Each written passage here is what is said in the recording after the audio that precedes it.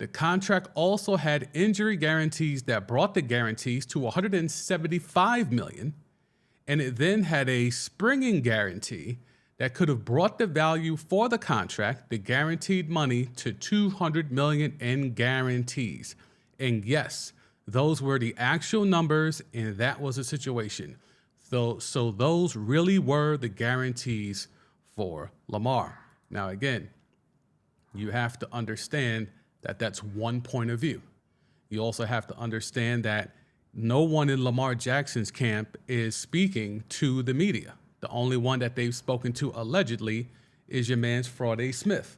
So when you come looking at that in comparison to what we're seeing here, I don't really know if we want to co-sign this, to be quite honest with you. I'm not sure if this is what we're here to. I'm not sure if this is really what is available to navigate, because when you're talking about $133 million due at signing, right? That's fully guaranteed. Now there's injury guarantees that brought the contract. So this is essentially roster bonuses that are guarantees. Basically, you make the roster, you make the team, stay healthy, which is always the thing with Lamar, allegedly. And it could balloon up to 175, and then there's guarantees later that will push it to 200 million. So again, understand, this is the Ravens' point of view. And something that I've noticed here in the comments when it comes to Lamar is everyone saying, well, how come Lamar just won't tell us what he's asking for? And I keep replying back, well, when's the last time any quarterback has publicly stated how much money they actually want? Why is it imperative in this case for Lamar to dispute or to refute what anyone is saying about what he may or may not want? It's a little weird to me how in this case, more so than any other, we need to hear from Lamar himself in regards to what he wants specifically monetarily, than opposed to other QBs who get to hide behind their agents and say what they want and have their agents go do their bidding. No one has a problem that Daniel Jones asked for $48 million a year and had to settle, use that loosely, settle for $40 million. So no one has a problem with that. No one had a problem with Dak leveraging the fact that Daniel Jones got 160 and being able to have his contract restructured so he could get more money now. No one is concerned about that. So I find it weird that now Lamar has to be the one that has to come out here and publicly, consistently say what money he was or wasn't offered. Because this is about controlling the narrative. There's a narrative around all of this Lamar Jackson stuff in regards to, well, what's true and what's not. There's a ton of reporting of what the Ravens have offered because it behooves the Ravens to put that out there so it can continue to paint this narrative about Lamar. But now we have to have Lamar respond to things like this. And so, much like a few weeks ago when Lamar was able to use the LeBron GIF, this time, let me make sure I have this right, he used another GIF, let me bring it up. He used another GIF to respond to this report. This is the GIF that Lamar decided to use this time. It's a lot of caps. If you're not hip, that's the reason. That's the reason why that GIF specifically is being used. So you see down here at the bottom, Schefter, Lamar Jackson turned down $200 million guaranteed deal back in September. Lamar responds, that's cap. Oh, by the way, for all those who think Lamar doesn't have any representation, and I'll move myself out the way here, and you can do this on your own live stream, courtesy of Ecamm Live. Link for a free trial is in the description. There's his business inquiries right there. So clearly there is some sort of representation, Lamar Jackson Enterprises. Okay, so there is a rep there. I don't think that's Lamar and his mom answering that email. Just saying. Anywho, put myself back there. So Lamar responds with that's cap, and he wasn't done there. He gave us more than the LeBron GIF that he gave us a couple of weeks ago. 133 for 3 years, fully guaranteed. But I need an agent.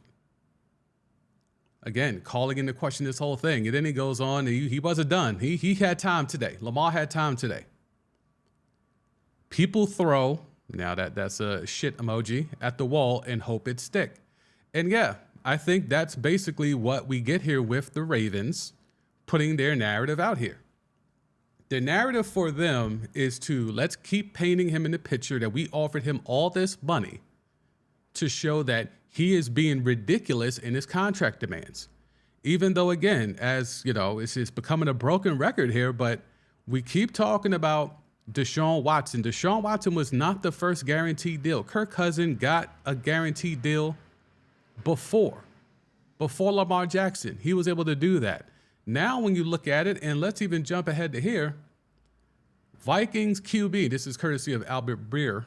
Vikings QB Kirk Cousins restructure is simple. They're converting his $20 million roster bonus into a signing bonus and adding 2 void years to the 2 already on the deal. That'll free up $16 million in cap space. No change is how it's paid out to Cousins. So this man, who was the first to get guaranteed, fully guaranteed money as a quarterback.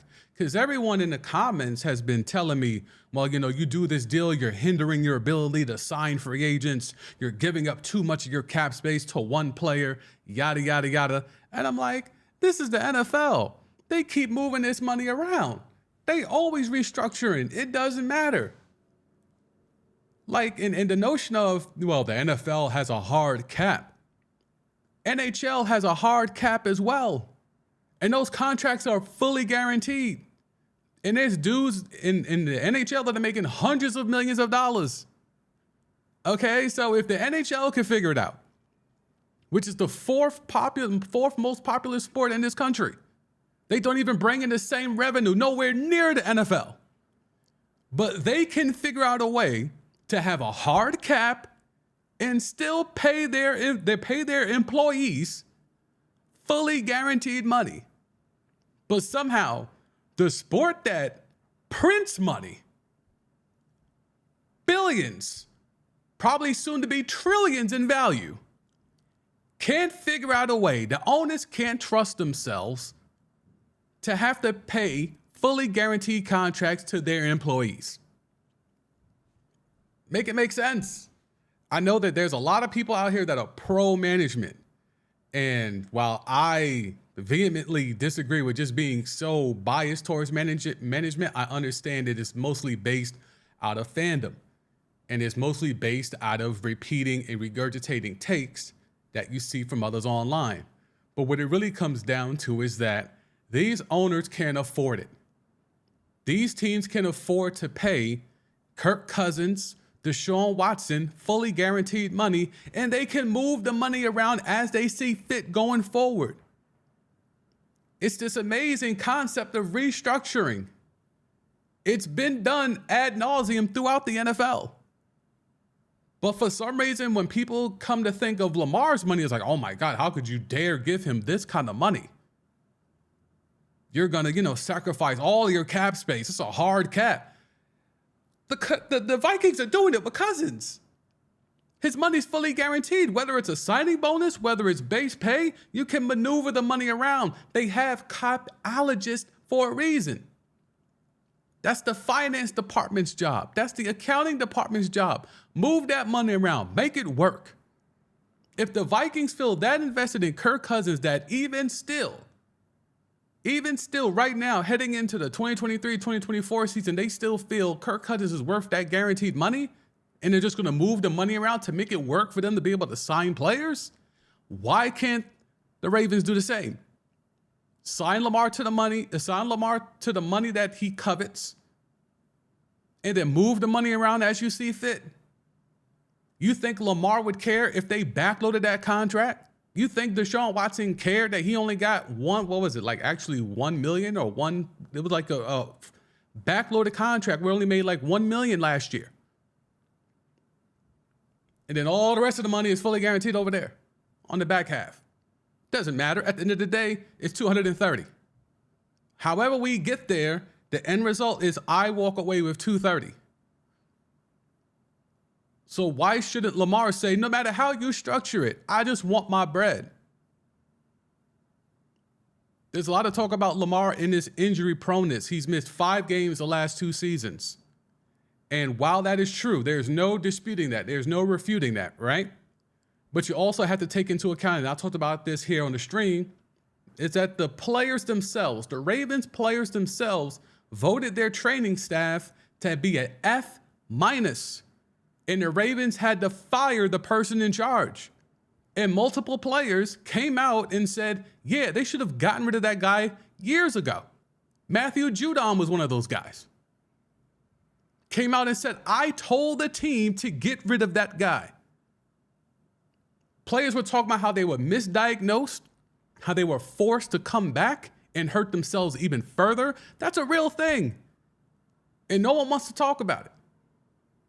But Lamar missed 5 games the last 2 seasons, always injury prone. When there's other players that are lining up saying, hey, there's a problem with your strength in training people. There's a problem there. An F minus? F minus. But Lamar's injury prone. Ridiculous. So that is what we have as of right now. Kirk Cousins is going to restructure his fully guaranteed contract, which is so incredible, so impossible, but no one seems to care. And there was even rumors that the Browns are trying to figure out in restructuring Deshaun Watson's contract. So, oh, lordy, they're finding a way to make that 230 work, whether it's deferring it even more, structuring bonuses, staggering the base pay, whatever it is. It doesn't matter to Deshaun. The bread is the bread. The money is the money. It's getting paid out. So how come the Ravens and all these other teams, the Falcons are running around here? Look, we'll get there. The Falcons, the Falcons and the Raiders really showed themselves to be poverty franchises in free agency in terms of their quarterback moves. Poverty franchises. But looking ahead, clearly there's going to be some sort of movement here, whether it's Lamar having to just go back and accept the $32.4 million, or whether it's someone jumping out the window and offering him an offer sheet and seeing what happens with the Ravens if they want to match it. There's collusion on multiple levels here, allegedly. There's collusions that other teams feel as though there's no reason to sign Lamar to an offer sheet because whatever offer sheet they sign him to, the Ravens are going to match it no matter what. They basically are just calling Lamar's bluff and daring him to go get a contract that's, beneficial to what he wants. And then they'll match it because they don't want to overpay like how the consensus views the Browns overpaying for Deshaun Watson, where if you look ahead 3, 4, 5 years from now, is that Deshaun Watson contract going to be really the overpaying? Is it going to be viewed in the same lens of overpaying? Do you know all these 4 quarterbacks that are soon to be drafted this upcoming year? In 4 to 5 years, they're going to be up in this same type of situation. What's Bryce Young and CJ Stroud going to command? What if Anthony Richardson really comes out and is the new incarnation of Cam Newton and Justin Fields? What's that guarantee going to look like? 300 might be the minimum because the revenue is going to keep going up. And if the NFLPA can grow a pair, you might actually be able to get some change and get fully guaranteed contracts in here. But ultimately, what it comes down to is that for all the people that are constantly saying, paying Lamar, let me go back to the Lamar tweet. It's too damn good. For all the people saying that Lamar should not ask for fully guaranteed money, he is doing a dishindrance to not only himself, but to the Ravens. As we just showed with the Kirk Cousins tweet, the money could be moved around. It could always be moved around. The fact that the NFL has a hard cap means nothing because the NHL has a hard cap and they're still able to pay all their players fully guaranteed money. It's just making up stuff at this point. If you just don't think he's good, I'd rather someone just say, I don't think he's that good. Okay, I disagree with you, but instead of giving me all of these reasons that could be countered as to why the Ravens shouldn't pay Lamar Jackson, you want to tell me he was a one-year wonder? I had one person that was a one-year wonder. Cool story. Even though we had stats that showed how good he was last year up until he got hurt. Don't care about that. He's a one-year wonder. One-year wonder was the MVP of the whole league. That's a hell of a fluke. I don't know how many one-year wonders there are as an MVP. You want to tell me 1 year wonder as rookie of the year? 1 year wonder as comeback player of the year? Any of those other types of trumped up awards? Sure.